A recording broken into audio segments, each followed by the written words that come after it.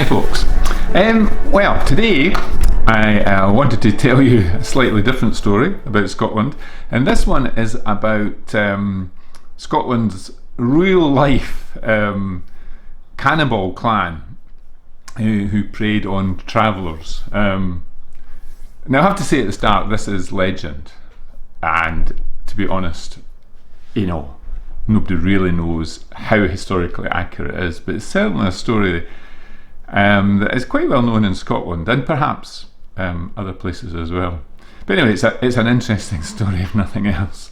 So really what it's all about is that in 16th century Scotland, this 45-member clan was said to exist, and they survived by capturing, robbing and eating travellers. So this gruesome clan was headed by a man called Alexander Sonny. So he was called Sonny, and it was said that his family, his clan, murdered and cannibalized more than 1,000 people over a period of 25 years. It's such an amazing story. Actually, I think elements of it are true because it's such an amazing story. Anyway, according to the legend, Alexander Bean, he was born in East Lothian, which is just outside Edinburgh, during the 16th century. Now, his father apparently was a hard-working man who dug ditches and looked after hedges, so a sort of, a kind of roadman type person. And Bean was supposed to come into to work the same as his father, the family trade. But it appears that early on he decided, working for a living, hard work for a living, was not for him.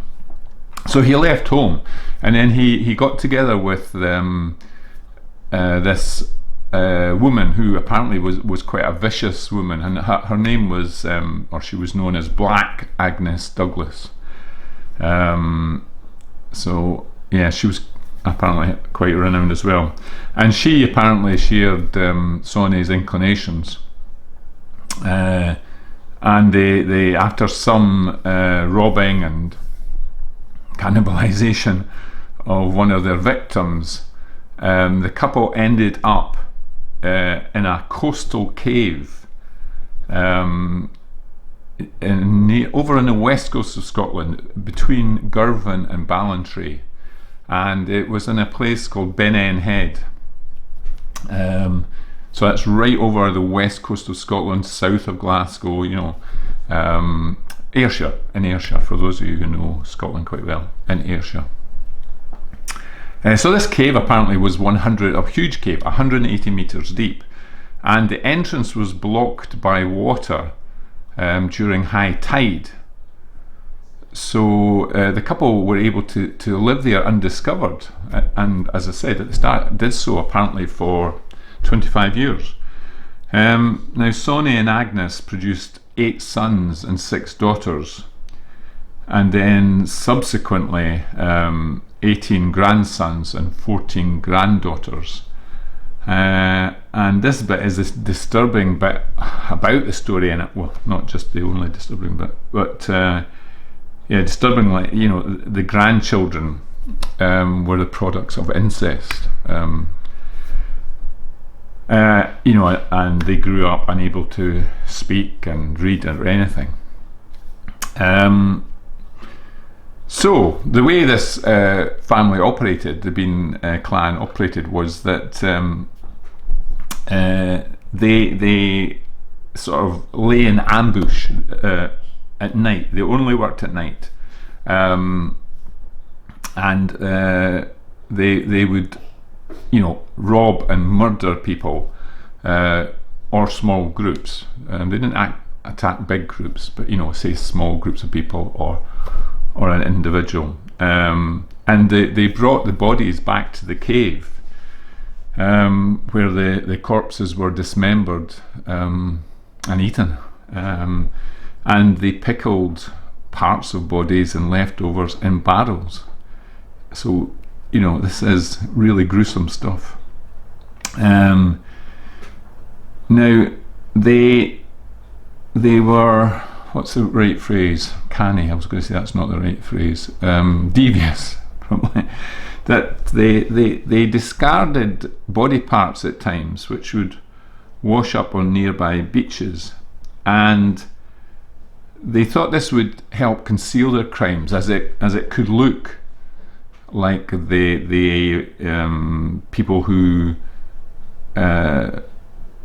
who had disappeared, that animals had attacked them and killed them, and left parts, a leg bone or whatever was left. So that helped conceal a bit, because obviously these people disappearing did not go unnoticed.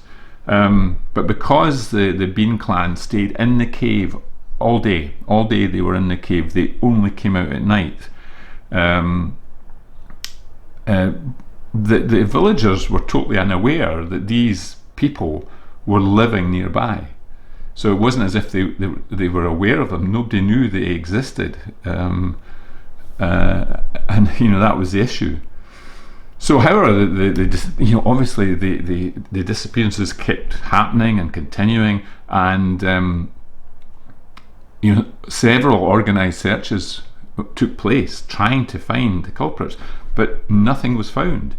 And terribly, because the locals, the villagers, were so upset about this and frustrated and everything like that. Several innocent people were lynched because people thought that they were the guilty parties. However, the disappearances kept going, and often, and people were suspicious of other local people, as they would be because of people disappearing. But unfortunately, it was often innkeepers who the suspicion fell on, the innkeepers, because they were often the last people to see the people who disappeared alive. They would be in a tavern drinking, and then they would disappear. However, this life that they had carved out for themselves finally came to an end. And the way it happened was that one night the Bean clan were out, and they ambushed excuse me, they ambushed a married couple who were riding home from a fair, and they were on one horse. So the man was riding and the ladies went behind him on the horse. But this man was very skilled in combat, and he had a sword and he had a pistol, and when the Beans attacked him, he managed to hold them off. However, eventually the Bean clan managed to get hold of the woman who was on the back of the horse, and they pulled her to the ground and mauled her to death. But the husband that was still on the horse was still fighting, and before they could get him to the ground, a large group of people who had been at the fair came walking down the trail, and they saw what was going on, and they saw this gruesome band of people, animals, whatever. They probably wouldn't appear like people really, attacking this man. And anyway, because this group arrived, the Beans fled, but as I said, not before being seen by the group and seeing where they were heading. So word was sent to the magistrates about this, and eventually it was decided that the king, King James VI, would lead a search for this grim family, and he assembled a team of 400 soldiers, and they took with them several bloodhound dogs. So they found the cave, and upon entering the cave, the searchers found this horrible sight of the Bean clan all huddled in this cave and surrounded by human remains. Some body parts hanging on the walls, barrels filled with limbs and leftover parts. And there was also piles and piles of stolen jewellery and heirlooms and things that they had stolen from their victims. So the whole clan were taken in chains to the Tolbooth jail in Edinburgh, and then they were transferred down to Leith, the port of Edinburgh, where they were just promptly executed. And this was because the authorities really saw them as subhuman beings unfit for trial. Sonny and the men met a very grisly end. Their genitals were cut off and thrown into a fire. Their hands and feet were severed, and they were then left to bleed to death. Apparently Sonny shouted with his dying words, "It isn't over, it will never be over." The women were forced to watch the men die, and then they were tied to stakes and burned alive. So a pretty gruesome end for the whole clan as well. Interestingly though, this story, gruesome as it is and disturbing as it is in aspects of it, has captured people's imaginations, far wider than just Ayrshire where it happened. Many of you might know a quite well-known tourist destination in Edinburgh called the Edinburgh Dungeon, and I think they certainly did have a Sonny Bean exhibition. I think they still do. And although the story isn't particularly well known abroad, as many Scottish stories are, that exhibition is one of their most popular ones, apparently, once people have been round. And it is said that quite a lot of the visitors who see it for the first time are a bit shocked by the whole story and what happened. However, the story spread even further than that. So I don't know if you've heard of it. I've heard of it. I haven't seen it, but there's a cult film that was made in 1977 called The Hills Have Eyes by Wes Craven, and this is about it's based in America, and it's about an American family attacked in the remote parts of Nevada by a savage family of cannibals. And apparently Craven was inspired by the story of Sonny Bean to make that film. So I suppose the story appealed there. So that's just a little I was going to say humorous. It's not humorous in any way, shape or form. Just slightly different from the normal stories I tell you about Scotland. So I was going to say, so if you're thinking about travelling to Scotland sometime when things are better for travelling, you should be aware of what happens to travellers. But hey, this was a long time ago, 16th century. It's all quite safe now to travel.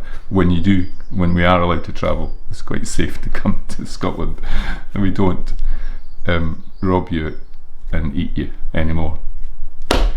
Anyway, if you have enjoyed this video, please perhaps give it a like. I always like to see that if you've enjoyed it, and also if you want to make any comments, I do love reading your comments. I try my very best to answer as many of them as I can. And until we meet again, I just want to wish you all the very best from Scotland.